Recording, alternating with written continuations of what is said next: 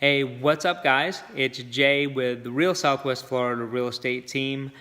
Want to share with you a story of what just happened a couple of days ago that you will definitely see value out of if you are looking to buy or sell, or if you're in that process right now.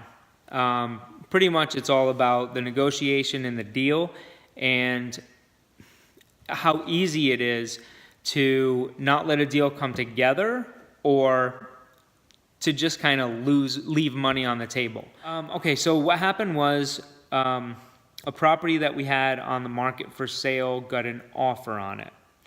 The offer was low. It was $25,000 low. But I get that. I know a buyer wants to put in a low offer because they want to get value. They don't want to overpay. That makes sense. The seller doesn't want to come down because they don't want to be taken advantage of. You know what I mean? And they don't want to lose any money.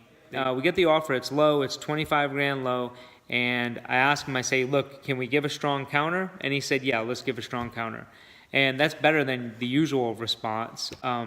Because usually, you know, when we get a really low offer like that, and I don't blame the seller for doing this, but the response is usually like, no, just tell them we're not countering at all, it's too low.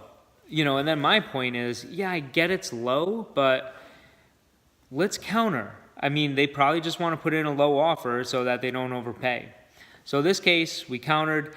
The other realtor gets it, and he said, no, she's not going to pay that. Nothing sold in there for over a year at that price.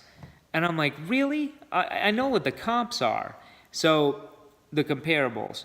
So I take a snapshot of that, if they're called snapshots anymore. I take a screenshot and I send them to him, and I'm like, well, what about these two?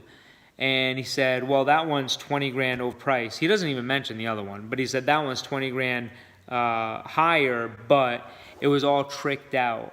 And I'm like, it had nice furniture, but the furniture didn't sell with it. So we had to figure out if it was going to come together. I don't want to let them lose the deal, but I said, look, do you want to wait till the morning? That's what I would recommend, and let's see if we can put this together. So we did. In the morning, well, actually, let me back up 1 second. So he's telling me, he's like, well, it's a cash deal, you know, so we can get it for a lower price.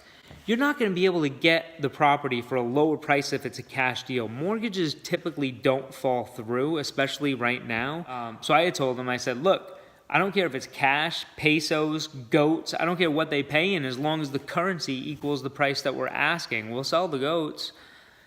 So anyway, the next morning we end up getting the offer for the price that we countered him at. That was fair. So the moral of the story is, make sure you have a good realtor that's experienced, that can handle the negotiations properly and has your best interests in mind. You know, it's important. So anyway, hope that helped. If it did, comment, share, whatever, or ask a question. I'd be glad to answer it. Cool, see ya.